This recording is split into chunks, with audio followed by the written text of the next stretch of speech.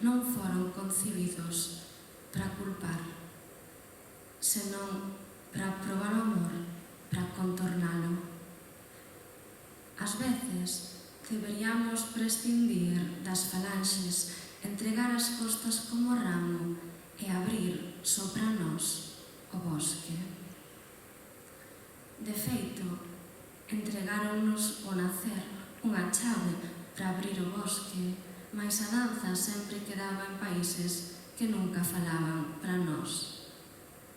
Na casa tiñamos un libro que falaba de cervos.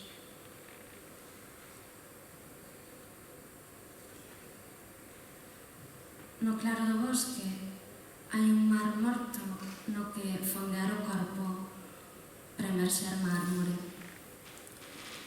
Teríamos que aprender a lamber a rotundidade da carne, elixir así estatuas de nós mesmos. Iso é amar.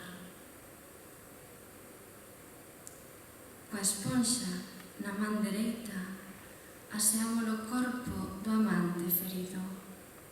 Nós nunca vivimos tempos de guerra, mas combatemos. A espuma, como a luz, dalle orde ao cabelo, e mesmo así a carne recende. Así o noso xeito de limparmos a maleza desta batalla. Repetide comigo. A natureza do corpo é a única religión. Existe paisaxe alén do corpo e do bosque? Alguén me amosaría a domesticación que atravesa a linguaxe? A sangrar, tal vez. No medio desta paisaxe, a paisaxe sempre entrega oxígeno, mais compre non identificala únicamente co bosque.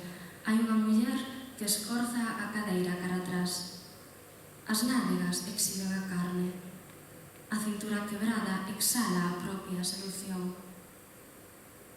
Así é como nos parimos a nós mesmas. Así é como se aprende o amor. No medio desta paisaxe, a muller cabalo